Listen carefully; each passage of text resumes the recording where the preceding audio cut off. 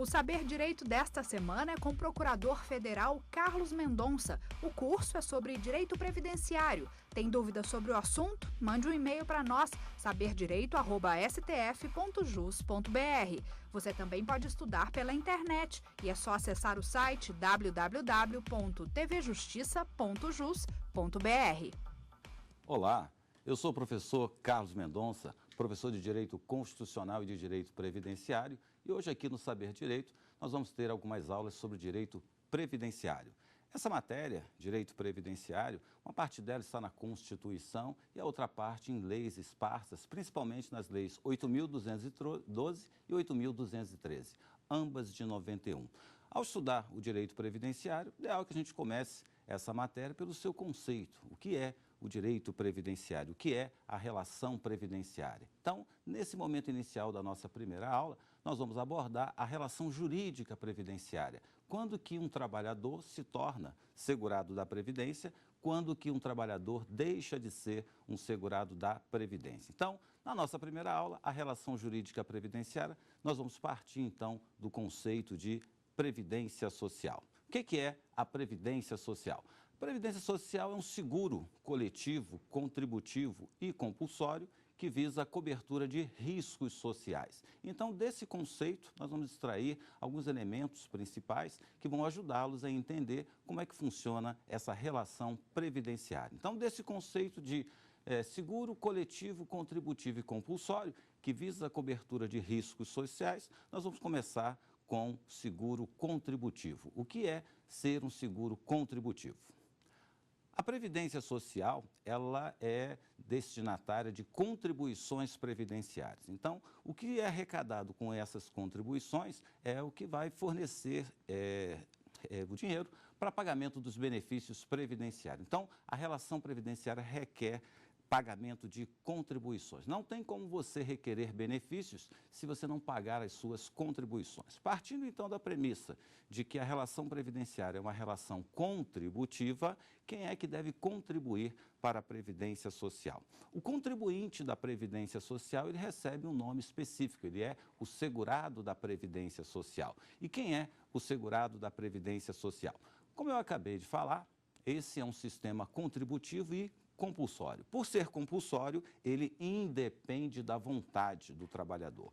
Querendo ou não, o trabalhador deve contribuir para a Previdência Social. E a partir de que momento que ele se torna um contribuinte da Previdência Social? No exato momento em que ele começa a trabalhar, ele automaticamente se torna um segurado da Previdência Social, querendo ou não. E aí você pode estar se perguntando, mas qualquer atividade? Não, preciso que uma atividade seja lícita. Começou a trabalhar com atividade lícita, automaticamente você se torna um segurado da Previdência Social, querendo ou não, independe da sua vontade. Por isso que o conceito usa a palavra compulsório. Então, aquela pessoa que começou a trabalhar informalmente, ela é um segurado da Previdência Social? Sim, a relação jurídica, ela já teve início, porque o fato gerador dessa relação é justamente o início de uma atividade laborativa lícita.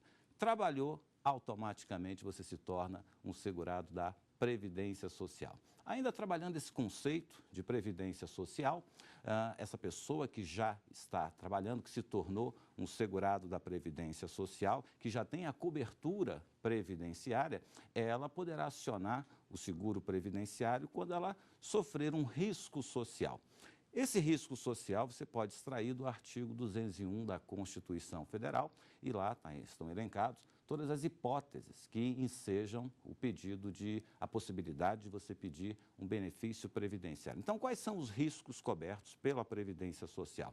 Esse artigo 201 que eu acabei de citar, ele vai indicar a morte, né, que seria o fato gerador do benefício chamado pensão por morte. Eu tenho também a idade avançada, que possibilita o pedido de uma aposentadoria por idade, a invalidez, obviamente, permitindo a concessão de uma aposentadoria por invalidez, tem lá o desemprego involuntário, que dá ensejo ao seguro-desemprego, e curiosamente muitas pessoas não sabem, mas o seguro-desemprego é um benefício previdenciário, só que ele não é pago pela Previdência Social, por questões históricas, por questões políticas, o seguro-desemprego Quando ele foi criado, havia o Ministério do Trabalho e da Previdência Social. Então, na sua origem, o ministério mais forte era o Ministério do Trabalho. Quando houve a separação entre o Ministério do Trabalho e o Ministério da Previdência Social, o seguro-desemprego manteve-se, então, com o Ministério do Trabalho. Mas o fato dele ser pago pelo Ministério do Trabalho não retira dele o status, a condição, a natureza jurídica de ser um benefício previdenciário. Mas voltando aqui às nossas hipóteses, os riscos sociais que são cobertos pela Previdência Social. Eu tenho também a maternidade, a gravidez, que dá ensejo ao salário maternidade, doença, né, que dá ensejo ao auxílio doença, os encargos familiares, que dão direito ao salário família, e esse é o rol que consta ali do nosso artigo 201. Reparem que o tempo de serviço, o tempo de contribuição, não é um risco social a ser coberto pela Previdência Social. Não obstante, o principal benefício da Previdência, aquele sonho de consumo dos trabalhadores um dia se aposentar por tempo de contribuição, na verdade, o tempo de contribuição não é um risco social coberto pela Previdência. Claro que ele é pago pelo regime de previdência, mas por uma previsão constitucional, mas ele não tem natureza de um benefício previdenciário. Tanto que a maioria dos países do mundo nem sequer contemplam os seus trabalhadores com aposentadoria por tempo de contribuição.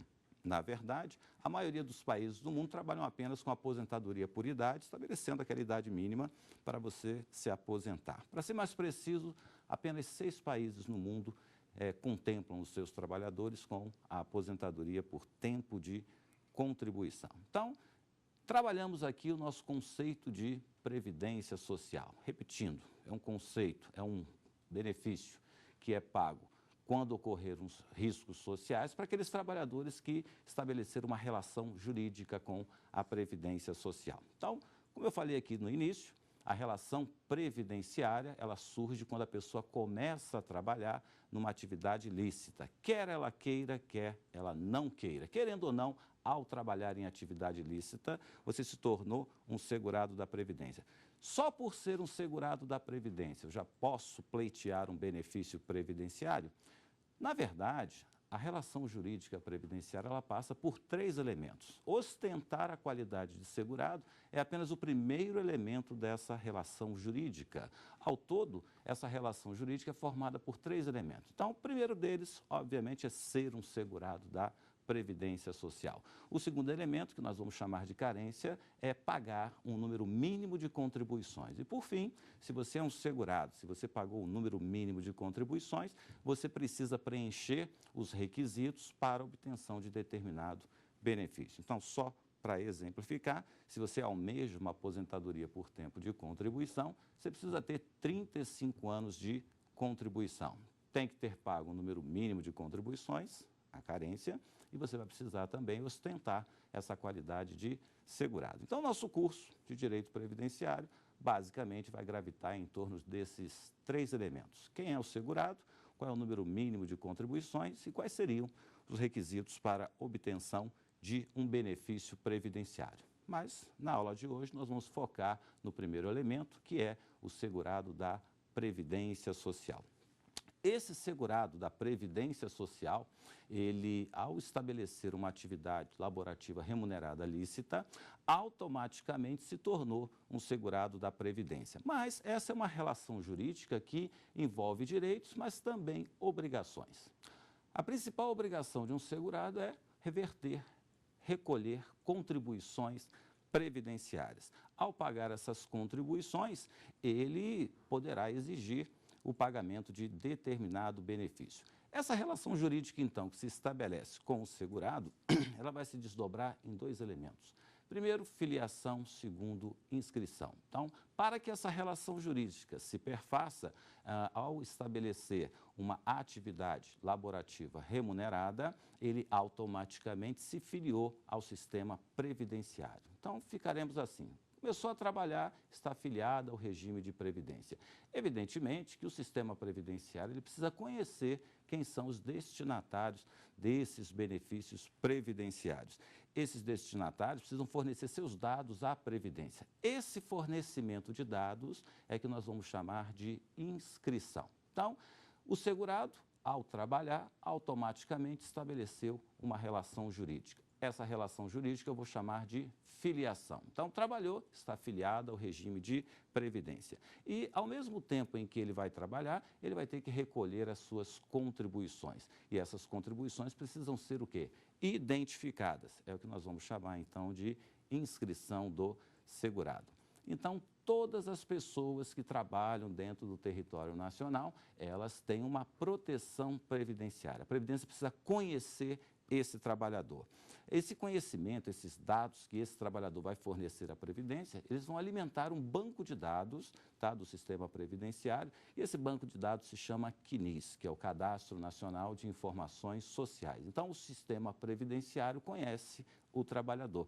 E o que acontece quando o trabalhador não faz a sua inscrição na Previdência? Simplesmente as suas informações, os seus dados, não vão constar desse Cadastro Nacional de Informações Sociais. Então, para a Previdência, esse trabalhador não existe. Ah, mas ele trabalhou, ele exerceu uma atividade, ele deixou de pagar as contribuições e como é que ele vai poder regularizar essa situação? Será que a pessoa trabalhando informalmente, ela tem proteção previdenciária?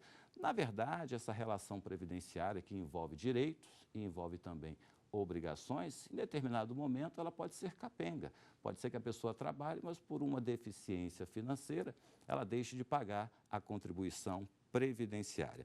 Ao deixar de pagar a contribuição previdenciária, ela vai estar em débito com o sistema previdenciário. E aí surge a seguinte situação. Uma pessoa que não paga as contribuições previdenciárias, ela pode exigir um benefício previdenciário e aí a gente vai remeter ao conceito de previdência social. Previdência social é um seguro coletivo, contributivo e compulsório. A palavra contributiva já responde essa indagação. Se você não pagar as contribuições, você não tem como exigir uma prestação da Previdência Social. Se você não cumpre com a sua obrigação, como é que você vai exigir que o outro lado cumpra com a sua? Então, estar em débito com a Previdência acarreta como consequência não receber o benefício. Mas será que isso poderia ser resolvido no futuro? Vejam que esse pagamento que é devido pelo trabalhador à Previdência Social tem natureza tributária. Então, se você deixa de pagar a Previdência, você deixou de pagar um tributo. E não há a opção não pagar um tributo. O tributo é devido, você pode apenas pagar com atraso. Se você pagar com atraso, acrescido dos juros, correção e multas, você está regularizando a sua situação com a Previdência Social. Então, partindo da premissa de que esse sistema contributivo requer o pagamento dessas contribuições e que, pelo simples fato de você começar a trabalhar, estabeleceu-se uma relação jurídica com a Previdência. Ao se tornar um segurado da Previdência Social, você vai ter que se enquadrar numa das 5 categorias de segurados. Então, o segurado da Previdência Social, ele se enquadra como empregado ou empregado doméstico, ou contribuinte individual, avulso ou segurado especial. Então, ao se filiar à Previdência Social, o trabalhador vai ter que se encaixar em um desses 5 tipos. E como é que ele vai saber que tipo de segurado ele é? Na verdade, essa não é uma preocupação que o segurado deve ter. O importante é saber que ele está segurado pela Previdência Social. O enquadramento que ele vai ter é mais uma questão legal e conceitual. Mas, de qualquer forma, a gente pode estabelecer aqui as linhas gerais para que você tenha uma ideia que tipo de segurado você é para a Previdência Social. Evidentemente que esse segurado empregado é aquele que, segundo a legislação trabalhista, é considerado um empregado. Esse conceito a gente extrai da CLT, artigo 3º da Consolidação das Leis Trabalhistas. Então, se você é para a iniciativa privada, um trabalhador empregado, você também vai ser considerado empregado para efeitos previdenciários. Só que, além do empregado, existem outras situações que eu também encaixo nessa categoria. Então, por exemplo, se você é um trabalhador temporário, você também vai ser considerado um segurado empregado para a Previdência Social? Sim. Então, se você trabalha de forma temporária, vai ser considerado para efeitos previdenciários como um empregado.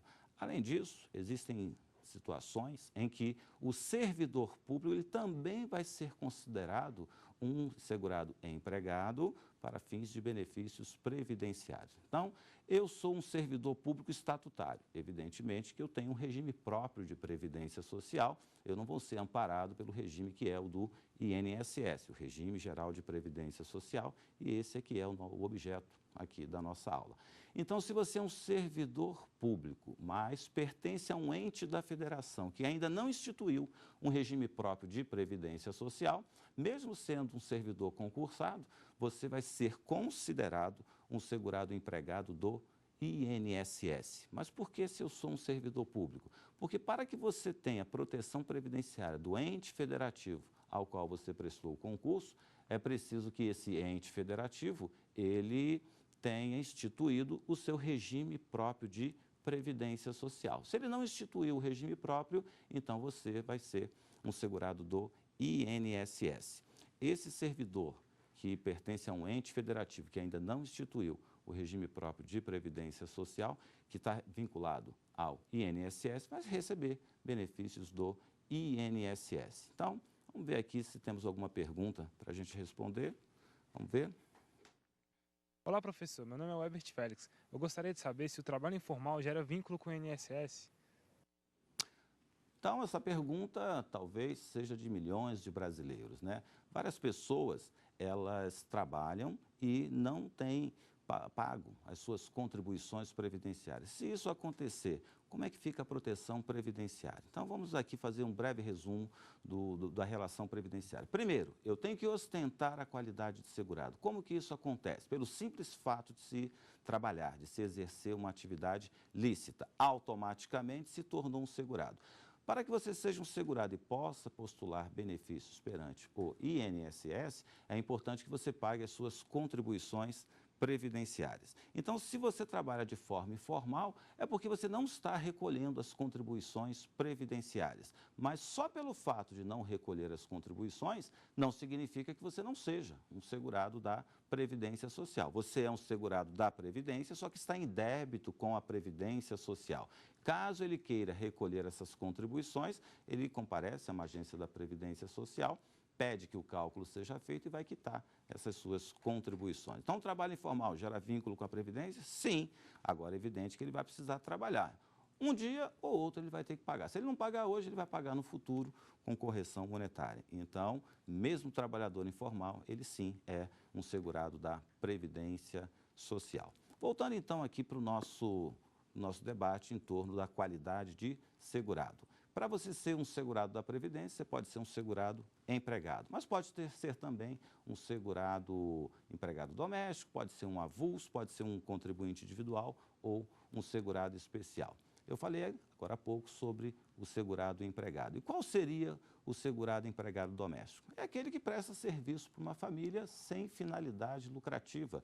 Talvez seja uma das categorias mais importantes do nosso país, estima-se em torno de 6, 7 milhões de empregadas domésticas. Então, essas pessoas que trabalham dentro do ambiente familiar e não são exploradas economicamente, vão ser consideradas seguradas empregados.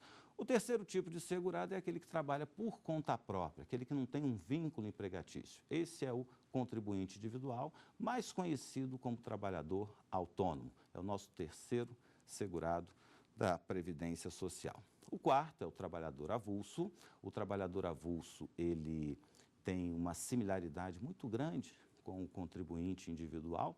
A diferença é que o trabalhador avulso, ele sofre uma intermediação de um sindicato ou de um órgão gestor de mão de obra. Então, como é que você vai diferenciar um trabalhador autônomo de um trabalhador avulso? A diferenciação é muito simples. Enquanto o contribuinte individual, o autônomo, ele tem uma relação jurídica de trabalho direta com aquele que está prestando o serviço, o avulso ele precisa de uma intermediação, de um sindicato ou de um órgão gestor de mão de obra. O último segurado é o nosso segurado especial, e o conceito de segurado especial a gente extrai do artigo 11 da Lei 8.213, é aquele que trabalha com a família em regime de mútua assistência, ou seja, o trabalho de todos é de extrema importância para que o grupo sobreviva. Basicamente, são pessoas que trabalham no campo e vão extrair da terra o seu sustento. Então, esses são os 5 segurados da Previdência Social. Além dos segurados, né, a relação jurídica previdenciária, ela também envolve dependentes, né? A princípio, eu tenho uma relação direta com a Previdência Social, é a Previdência e o trabalhador, e tenho também uma relação indireta com os dependentes desse segurado. Evidentemente que os dependentes só poderão postular um benefício perante a Previdência Social na ausência do segurado principal. Então, caso ele venha a falecer, aí o dependente vai pedir uma pensão por morte. Caso o segurado ele vá preso, aí o dependente vai lá e pede um auxílio reclusão. Então, os destinatários das prestações previdenciárias serão os segurados e serão os dependentes. Quem são os dependentes do sistema previdenciário? Os dependentes do sistema previdenciário, a gente encontra no artigo 16 da Lei 8.213, e eles vão ser divididos em 3 categorias. Tá? Na primeira categoria, eu tenho o cônjuge, o filho menor de 21 anos, não inválido, e aí posso incluir também o companheiro, aquelas pessoas que formam a união estável. Essa primeira categoria de dependentes do segurado é uma categoria preferencial. São as pessoas que têm prioridade no recebimento da pensão. Na segunda categoria de dependentes, nós vamos ter o pai e a mãe do segurado. E, por fim, na terceira categoria, nós vamos ter os irmãos menor de 21 anos ou inválidos, eles não podem ser emancipados. Então, partindo da premissa que nós temos 3 categorias de dependentes do segurado. Caso o segurado venha a falecer, quem é que vai poder postular uma pensão por morte? Na verdade, a prioridade para recebimento de uma pensão por morte, ela é daqueles que pertencem à primeira classe. Então, eu tenho o cônjuge e os filhos até os 21 anos como dependentes prioritários. O segurado veio a falecer, essas são as pessoas que poderão pleitear a pensão por morte. Interessante que, se você pertence à primeira classe, ou seja, se você é um cônjuge, é um companheiro, ou você é um filho até os 21 anos, você poderá pleitear uma pensão por morte sem demonstrar a dependência econômica, já que a legislação presume que a dependência econômica, ela existe se você é cônjuge, companheiro ou filho até 21 anos. Já os dependentes das outras classes, classes 2 e 3, eles vão precisar demonstrar a dependência econômica. Então, em outras palavras, como é que funciona um pedido de pensão? Se a mulher é cônjuge, se o homem é cônjuge e quer pleitear uma pensão por morte, basta apresentar a certidão de casamento. Não precisa demonstrar a dependência econômica. Se você é filho do segurado que veio a falecer, você vai demonstrar essa condição de filho através de uma certidão de nascimento. Você não precisa demonstrar a dependência econômica. Já se você é o pai ou a mãe do segurado, se você é irmão do segurado que faleceu, você vai ter que provar, além dessa condição, a dependência econômica, já que essa dependência só é presumida para aqueles que estão na primeira classe. Digamos que um segurado venha a falecer e comparece à Previdência pedindo a pensão, a esposa e a mãe do segurado. Qual das duas vai receber a pensão ou elas vão dividir essa pensão? Na verdade, a existência de dependentes da primeira classe exclui definitivamente o direito das classes posteriores. Então, mesmo que o segurado sustente a sua mãe, se ele for casado ou se ele mantiver uma união estável ou se ele tiver filhos menores de 21 anos, são eles da primeira classe que deverão receber a pensão. A mãe, ela ficará excluída porque ela pertence à segunda classe. E como é que fica se existir mais de um dependente da mesma classe? Nesse caso, a pensão vai ser rateada em partes iguais. Vamos exemplificar. Um segurado da Previdência deixou uma esposa e deixou um filho. Ambos pleiteiam uma pensão por morte do INSS. Nesse caso, a esposa ficará com 50% e o filho vai ficar com 50%. A divisão é em partes iguais, mas isso só acontece se os dependentes forem da mesma classe. Não há possibilidade de você pagar pensão para dependentes de classes diferentes. Se existe um dependente de uma classe, os demais ficarão excluídos do sistema previdenciário. Então, fizemos então essa observação.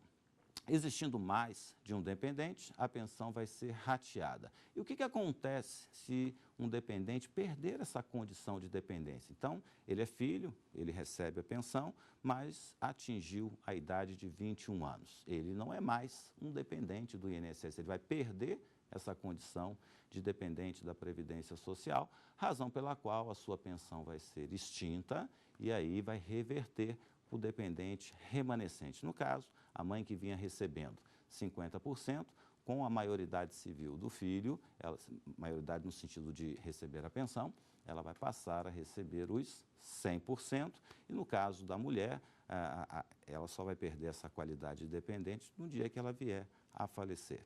Então, significa que uma mulher, um homem que recebe uma pensão por morte, ela vai receber essa pensão até o dia que vier a falecer, já que são pouquíssimas as hipóteses que retiram do cônjuge ou do companheiro essa condição de dependente econômico. Então, voltando aqui para as questões relacionadas aos dependentes. Nós temos 3 classes de dependentes. Na primeira classe eu tenho esposa, tenho companheira e tenho filho até os 21 anos. Na segunda classe eu tenho o pai e tenho a mãe.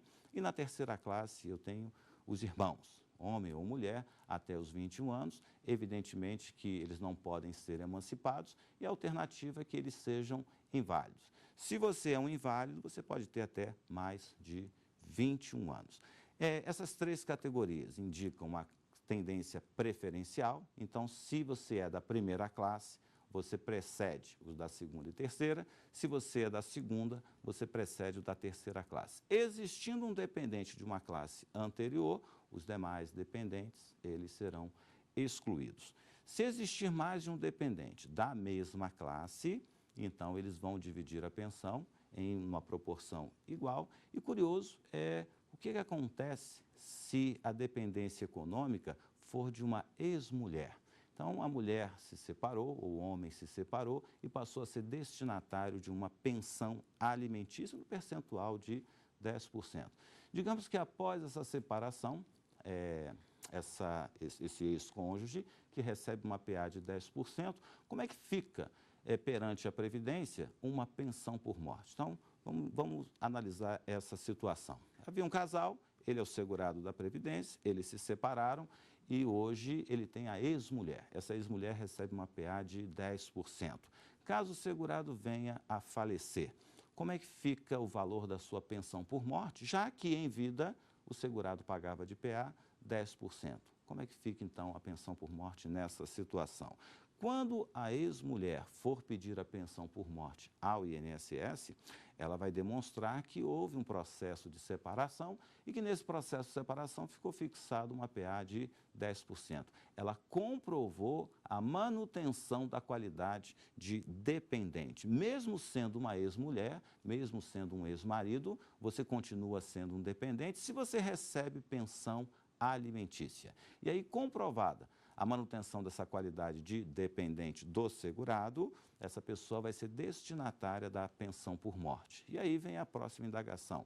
Qual seria, então, o valor dessa pensão por morte? Como a Previdência Social estabelece que o dependente que comprovar essa situação tem direito a uma pensão por morte de 100%, essa pessoa receberá, então, 100% de pensão por morte da Previdência Social. Quer dizer, então, que aqueles 10% de PA vão se transformar em 100%, perfeitamente. É uma situação que até parece injusta, mas ela é até mais injusta se o segurado contrair novo casamento. Se ele tiver uma nova esposa e se ele vier a falecer, as duas, a atual e a antiga, vão dividir a pensão em partes iguais. Então, a pensão vai ser de 50% para a esposa e vai ser de 50% para a ex-esposa. Porque a ex-esposa, ela mantém essa qualidade de dependente. Então, é muito importante que você conheça, primeiro, quem são os segurados da Previdência. É importante também que conheça quem são os dependentes. E no que tange aos dependentes, é fundamental conhecer quando que se perde essa qualidade de dependente. E aí a gente vai ter que analisar, então, como é que isso vai acontecer. Vamos imaginar, então, que na primeira classe eu tenho a esposa, eu tenho companheira e eu tenho filho até 21 anos, não emancipado ou inválido. Quando que essas pessoas vão perder a qualidade de dependente. No caso da esposa, o que retira dela a qualidade de dependente é justamente a separação, é o divórcio sem direito a alimentos. Então, a ex-mulher que não recebe pensão alimentícia, ela evidentemente deixou de ser uma dependente do segurado. Todavia, especificamente para essa situação, eu tenho uma jurisprudência consolidada na súmula 336 do STJ, que indica que a ex-mulher ela poderá pleitear uma pensão mesmo quando tenha renunciado aos alimentos na época da separação. Mas para que isso aconteça, ela vai precisar demonstrar uma mudança na sua situação econômica. Então, se na época da separação ela dispensou a pensão alimentícia porque tinha o seu emprego e não precisava do auxílio do ex-marido. Na época em que ele vier a falecer, se a situação econômica dela tiver alterado, ela poderá pleitear uma pensão por morte, é como se ela restabelecesse a condição de dependente. Então, no caso da ex-esposa, quando que ela deixa de ser dependente? Quando ela abre mão da pensão no processo de separação. No caso do filho, ele vai perder essa qualidade de dependente quando ele completar 21 anos. Ou se ele obtém a pensão em função de uma invalidez, ele vai perder essa qualidade de dependente se recuperar a capacidade laborativa. Vamos ver se a gente tem aqui outra pergunta sobre a matéria. Oi, professor. Meu nome é Laiane Coelho. Gostaria de fazer uma pergunta. Quem não paga o INSS pode fazer pagamento retroativo? Então, essa é uma pergunta que deve permear a cabeça de muitos trabalhadores, né? Se você não paga a Previdência, você pode efetuar um pagamento retroativo. Vamos analisar a relação jurídica previdenciária. Ela é uma relação que tem início com a atividade laborativa. Você começou a trabalhar, então você estabeleceu uma relação com a Previdência Social. Mas você trabalha e não paga a Previdência Social. Será que um tempo depois você pode fazer o recolhimento retroativo? Na verdade, a palavra nem é pode. Será que eu posso pagar retroativamente? A palavra correta é você deve recolher retroativamente, porque isso não é uma faculdade, isso aí é uma obrigação. Você tem que pagar a contribuição previdenciária porque você é um segurado obrigatório. Você começou a trabalhar, automaticamente se torna um segurado e como segurado você é devedor de contribuições previdenciárias. Então, se você a partir de determinado momento quiser regularizar a sua situação com a Previdência Social, você pode sim efetuar o pagamento retroativo. Agora, tome bastante cuidado. Se você quiser pagar de forma retroativa as contribuições previdenciárias, você vai ter que demonstrar à Previdência que você exerceu uma atividade remunerada. Você comprova primeiro que você trabalhou. Primeiro você demonstra que você é um trabalhador e, portanto, você é um segurado da Previdência. Demonstrando que você exerceu no passado uma atividade laborativa, você vai sim poder recolher as contribuições previdenciárias. Claro que essas contribuições serão acrescidas de juros, correção monetária, você vai pagar todos os encargos de quem deixa de pagar na época oportuna uma contribuição previdenciária. Respondendo a colega então aqui, positivamente, sim, você pode recolher contribuições previdenciárias em atraso. Na verdade, você deve, porque senão você é um devedor da Previdência Social. Então, retornando aqui ao tema que nós estamos tratando, a qualidade de dependente. Então, especificamente em relação ao filho, ele vai deixar de ser um dependente da Previdência Social quando ele completar 21 anos ou quando ele deixar de ser um inválido. Essa é uma situação curiosa, né? Como é que uma pessoa deixa de ser inválido? Por diversas razões, né? Digamos que surge um novo tratamento médico e aquela pessoa que antes era inválida, ao se submeter a esse tratamento, recupere a capacidade laborativa. Essa pessoa vai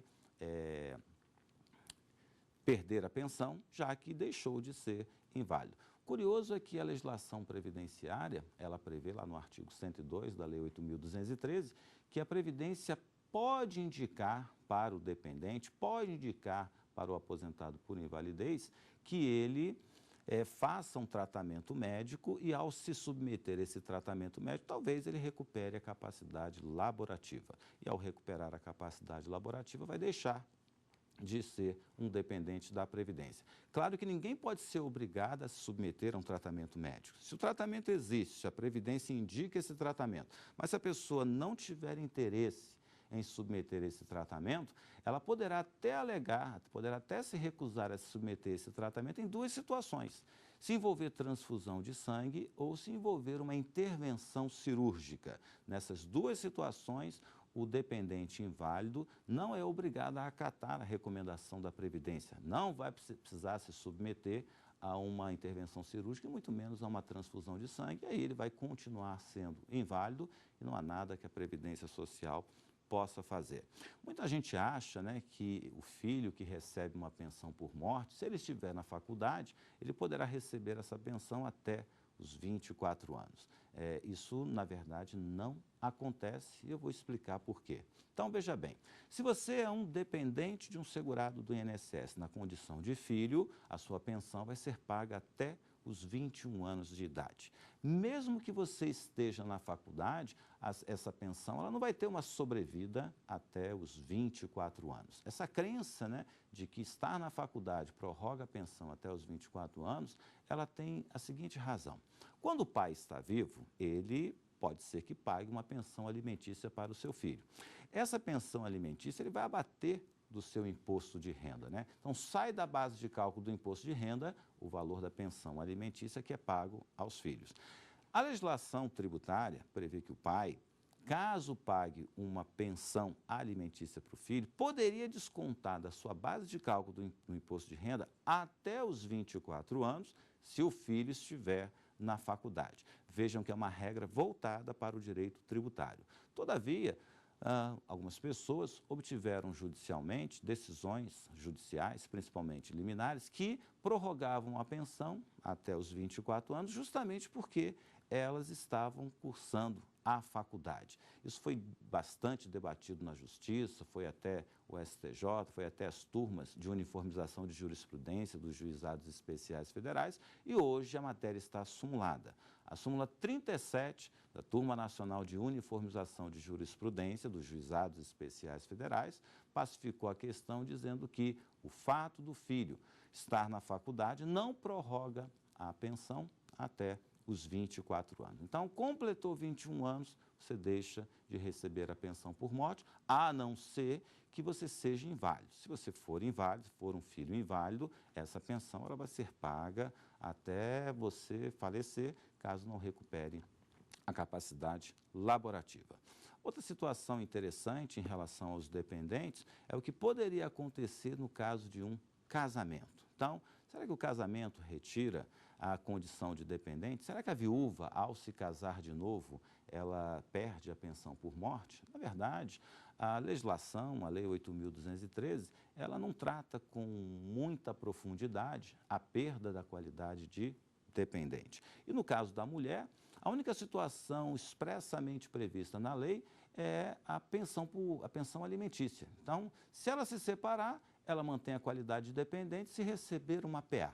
Se ela abrir mão da pensão alimentícia, ela deixa de ser dependente, e aí pode incidir aquela súmula 336 que eu acabei de falar. Portanto, não há nada na lei que impeça uma mulher de casar novamente. Por mais que isso pareça estranho, o poder público, o Estado, ele só pode fazer aquilo que a lei permite. Então, eu não posso retirar a pensão de uma mulher só pelo fato dela ter casado de novo. Por quê? Porque essa não é uma hipótese contemplada na legislação. A legislação não contempla novo casamento como uma situação que retira da mulher a pensão por morte. Tá? Então, há uma falha, né? De lege ferenda. O ideal seria que na próxima reforma previdenciária fosse inserido como causa de perda da qualidade dependente um novo casamento, aí sim o Estado, né, o INSS especificamente, poderia cancelar uma pensão caso a mulher contraísse novo casamento. Então vamos partir dessa ideia de que a mulher pode se casar de novo e vai continuar recebendo a antiga pensão. Será que se o novo marido vier a falecer, ela vai poder acumular as duas pensões? Para isso, a legislação tem uma resposta. Lá o artigo 124 da Lei 8.213 prevê que é proibido a percepção de mais de uma pensão de cônjuge e companheiro. Então, a mulher não pode acumular pensões. Se isso acontecer, ela vai poder optar pela pensão mais vantajosa. Então, voltando aqui para a nossa situação de perda da qualidade de dependente. O óbito, né, ele retira a qualidade de dependente do segurado. Então, toda vez que um dependente vier a falecer, a sua cota de pensão ela vai ser extinta. E se existirem dependentes da mesma classe, a sua cota irá reverter. Foi o que aconteceu naquela situação que eu falei do filho. Mãe e filho recebem pensão. Filho atinge 21 anos, a sua cota reverte para a mãe. Se esse filho, por acaso, vier a falecer, a cota que era dele será revertida para a mãe e aí ela passará a receber 100%. Então, essas são as hipóteses em que uma pessoa deixa de ser dependente do INSS e aí não vai fazer mais jus à pensão por morte. Falei também daquela situação de acumulação, né? Se uma mulher casando novamente, ela poderia receber uma nova pensão, e eu disse que não, a Previdência não permite que a pessoa receba duas pensões de cônjuge e de companheiro. Seria até uma situação que poderia criar aquela história da viúva negra, né? A mulher que fica matando as pessoas para receber uma pensão. Aliás, por falar nisso, existem situações em que um cônjuge pode até cometer um crime, pode até assassinar o seu companheiro. Numa situação como essa, será que ela teria direito a uma pensão por morte? Mais uma vez, a legislação previdenciária é omissa, mais uma vez a legislação previdenciária não diz o que fazer quando um cônjuge comete um homicídio com o outro. Então, se uma pessoa matar o seu cônjuge, ela teria direito à pensão. Como a legislação é omissa, eu falo da Lei 8.213, então, legislativamente falando, não há nada que impeça essa pessoa de receber a pensão. Por mais absurdo que isso possa parecer, não há um impedimento legal para que isso aconteça. Então, a Previdência tem até entrado na Justiça para impedir que essas pessoas recebam a pensão. Algumas ela obtém vitória, em outras situações ela não vai obter. Mas, de novo, de lege ferendo, o ideal é que o legislador, na próxima reforma previdenciária, contemple como perda da qualidade de dependente o fato de um cônjuge ter assassinado o outro. Então, voltando aqui para a nossa relação jurídica previdenciária. A pessoa começou a trabalhar, ela se torna um segurado da Previdência Social e aí ela tem direitos e tem obrigações. A sua principal obrigação é pagar as contribuições previdenciárias. E isso independe da sua vontade, porque a relação jurídica ela é compulsória. Ao lado dos segurados, eu tenho também os dependentes. Eu acabei de discorrer quem são os dependentes da Previdência Social e eu queria aproveitar aqui para falar também de um outro tipo de segurado. Não obstante a relação jurídica previdenciária ela ser compulsória, existe a possibilidade daquelas pessoas que não trabalham se filiarem à Previdência Social na condição de segurado facultativo. Então, se você trabalha, automaticamente é um segurado da Previdência. Mas se você não trabalha, por ato de vontade, você pode se filiar à Previdência Social. Essa filiação ela vai se dar na condição de segurado facultativo. Quem é que pode ser um segurado facultativo? Desde a reforma da Previdência Social, que o trabalho no Brasil, ele passa a ser permitido a partir dos 16 anos, salvo na condição de aprendiz. Então, a partir dos 16 anos, você pode se tornar um segurado da Previdência, tanto um segurado obrigatório, quanto um segurado facultativo. Então, se você não trabalha, mas já tem 16 anos, você pode comparecer a uma agência da Previdência e se inscrever como um segurado facultativo. Ao fazer a inscrição como um segurado facultativo, você vai ter que recolher as contribuições previdenciárias. Vai lá na papelaria, compra lá o carnezinho, mensalmente recolhe as suas contribuições e você é um segurado como outro qualquer, mesmo sem você trabalhar. Quem é que poderia se encaixar, então, nessa situação? Eu tenho dona de casa, pode se filiar à Previdência como facultativo, eu tenho os estudantes, eu tenho bolsistas, eu tenho estagiários. Muita gente acha que o estagiário, depois da nova lei, passou a ser um segurado obrigatório. Não, o estagiário, ele não tem vínculo empregatício com a empresa em que ele exerce o estágio. Então, se ele quiser a proteção previdenciária, ele vai poder se filiar como um segurado facultativo a partir dos 16 anos, desde que ele recolha mensalmente a sua contribuição. Eu tenho a hipótese do síndico, Então, se o síndico não for remunerado, ele pode se filiar à Previdência como um segurado facultativo. E aí, basta que ele recolha as contribuições mensalmente, que ele vai ter o mesmo tratamento de um segurado obrigatório. Então, eu tenho dois tipos de segurado. Segurado obrigatório, automaticamente, ao exercer a atividade, ele se torna esse segurado, e tenho, por outro lado, o segurado facultativo. Esse segurado facultativo depende de um ato de vontade. Ao se inscrever, ao se filiar à Previdência, ele paga as contribuições mensalmente e aí passa a fazer jus aos benefícios previdenciários. Só que existe uma pequena diferença entre um segurado obrigatório e um segurado facultativo. Essa diferença tem a ver com dois elementos: filiação e inscrição. Então, falando dele aqui um pouco. O segurado obrigatório, ao começar a trabalhar, automaticamente ele está filiado. E aí ele vai posteriormente e faz a sua inscrição na Previdência. Muitas pessoas não sabem, mas a inscrição na Previdência é simplesmente obter o seu número de PIS. Obteve o número de PIS significa que você está inscrito na Previdência. O número do PIS é aquele que te identifica no banco de dados da Previdência Social. Se você é um trabalhador autônomo, claro que você não vai ter PIS, você vai ter um outro número que é chamado de NIT, mas ele tem a mesma sequência do PIS. Então, esse segurado obrigatório começou a trabalhar, automaticamente ele está afiliado e posteriormente ele faz a inscrição. Para quem é empregado, essa inscrição é feita pela própria empresa, ele não precisa se preocupar com isso. A inscrição só é feita por você quando você é um trabalhador autônomo. Então, existe sim a situação do trabalhador que está afiliado, mas ainda não foi inscrito. Quem é essa pessoa? É justamente o trabalhador informal, que mesmo tendo uma relação jurídica com a Previdência, é uma relação jurídica capenga, porque ele ainda não fez a sua inscrição. Por outro lado, o segurado facultativo, ele primeiro vai à Previdência e faz a sua inscrição. E ao recolher a primeira contribuição previdenciária, ele estará efetivamente filiado. Então, se eu falo assim, essa pessoa está inscrita, mas ainda não foi filiada, significa que é uma pessoa que se inscreveu facultativamente, mas não recolheu a contribuição. Se inscreveu, mas não se filiou. Por outro lado, o segurado obrigatório, ele primeiro se filia, porque ela é automática no momento em que ele começa a trabalhar, e a filiação seria no momento posterior.